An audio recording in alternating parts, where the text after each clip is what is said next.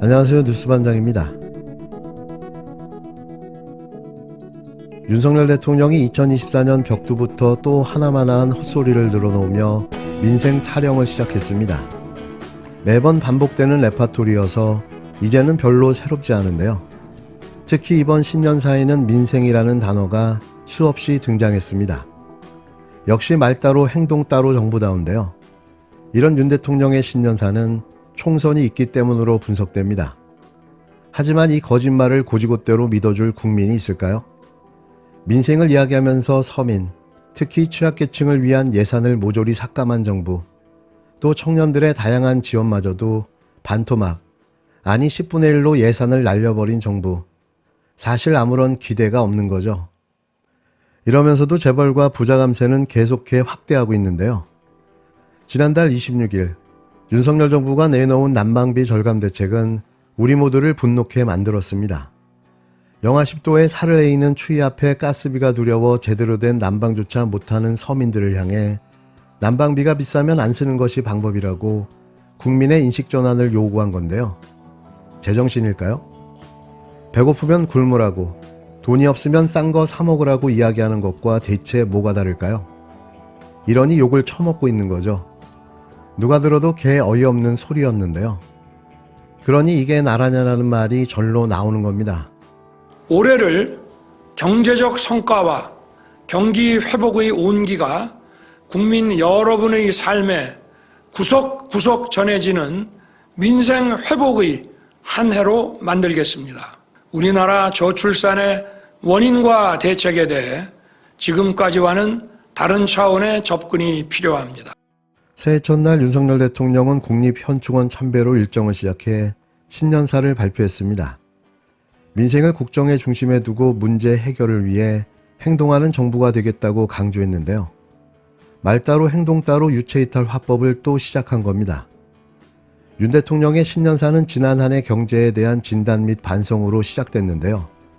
고금리 고물가, 고유가로 민생의 어려움이 컸다면서 대통령으로서 무거운 책임감을 느꼈다고 밝혔습니다. 그러면서 올해는 물가 안정에 주력하겠다고 강조했는데요. 누가 봐도 립 서비스이며 이는 4월 총선을 염두에 둔 말잔치에 불과한 거죠. 지난해 신년사를 통해 강조했던 기득권 철폐도 다시 한번 강조했습니다. 윤 대통령은 인권과 이념에 기반을 둔 패거리 카르텔을 혁파해야 국민 개혁이 가능하다고 말했는데요. 대체 그 카르텔은 어디에 있는 걸까요? 왜 이 정부는 보이지 않는 적을 만들어 그 적과 끊임없이 싸우려 하는 걸까요? 보수의 결집과 구심점을 만들어내 무능한 국정운영으로 추락한 지지율을 끌어올리기 위한 자구책인데요. 항상 드는 생각이지만 애잔합니다.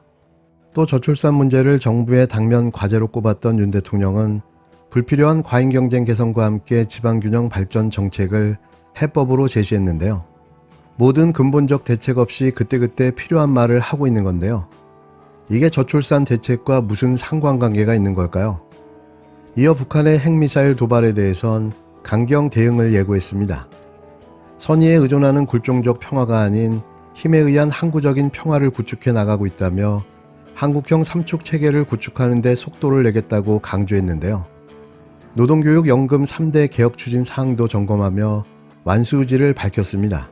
하지만 총선의 힘만큼 야당과의 협치, 연말 전국을 뜨겁게 했던 김건희 특검법에 대해선 언급하지 않았는데요.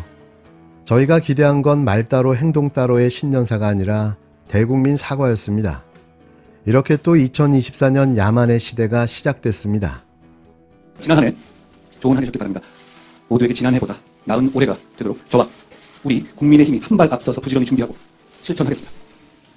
저는 우리가 지향하는 자유민주주의 사회는 낯선에게 동료의식으로 완성된다고 생각해왔습니다. 재해를 당한 낯선 사람들에게 자기가 운영하는 찜질방을 내주는 자선, 연평도 포격 당시에 한 달 동안에 연평도 주민들께 쉴 곳을 제공하셨던 인천 인스타월드 박 사장님 같은 분이 계셨죠. 그리고 지하철에서 행패당하는 낯선 시민을 위해 대신 나서주는 용기 같은 것이 제가 생각하는 동료 시민 사이의 동료의식이라고 생각합니다. 우리 국민의힘 국민 모두에게 그 동료의식을 실천하는 당으로 거듭나겠습니다. 그래서 국민들께서 우리 국민의힘을 믿을 수 있는 동료로서 믿고 지지하실 수 있게 하겠습니다. 한동훈이 말하는 동료 시민은 검사를 말하는 걸까요? 2024년 검사들이 몰려옵니다. 검찰이 내년 총선 출마 행보를 보이는 등 정치 중립 위반 의무 논란이 제기된 일부 간부들에 대한 인사 조치를 하고 감찰에 나섰는데요. 대검찰청은 총선 출마를 위해 사의를 밝힌 김상민 서울중앙지검 형사9부장을 대전고검으로, 박대범 창원지검 마산지청장을 광주고검으로 각각 전보 조치하고 감찰과 징계 절차에 나섰는데요. 어차피 관두고 총선에 출마하려고 준비 중인 자들에게 이런 솜방망이 처벌이 무슨 의미가 있는 걸까요? 차라리 총선에 출마하지 못하도록 자격 제한을 두는 게 더 효과적인 방법이 아닐까 싶습니다. 읽어드릴게요. 저는 뼛속까지 어느 지역 사람입니다. 이 지역을 사랑하고 이 지역 사람을 좋아합니다. 그 지역은 이제 지방이 아니라 또 하나의 큰 중심이 돼야 됩니다. 현직 검사가 정치적 행동을 하는 것에 대해서 저는 문제 있다고 생각합니다. 그렇기 때문에 그 내용을 저한테 좀 구체적으로 제보해 주시면 제가 판단해 보겠습니다. 앞서 김상민 부장검사는 지난 추석 때 고향인 창원 주민들에게 문자 메시지를 보낸 사실이 국정감사에서 드러나 논란이 됐는데요. 현직 검사가 저는 뼛속까지 창원 사람이다. 기대와 성원에 어긋나지 않도록 최선을 다하고 지역사회에 큰 희망과 목표를 드리는 사람이 되겠다는 내용을 담은 문자를 보낸 겁니다. 이후 감찰에 나선 대검은 정치와 무관한 안부 문자였다는 김 부장검사의 해명을 듣고 검사장 경고 조처만 하기로 했는데요. 이런 자를 여지껏 방치하고 있다, 뒷북을 쳐대고 있는 거죠. 그런데 감찰과 징계 조치를 하겠다는 결정이 알려지자 김 부장검사는 곧바로 사직서를 내며 창원 출마 뜻을 밝히고 자신의 SNS에 어려운 길이지만 결심은 쉬웠다며 출판 기념 계획을 공개하기까지 했는데요. 함께 인사조치를 받은 박대범 지청장은 총선 출마를 위해 외부인과 부적절한 접촉을 했다는 의혹을 받고 있는 것으로 알려졌습니다.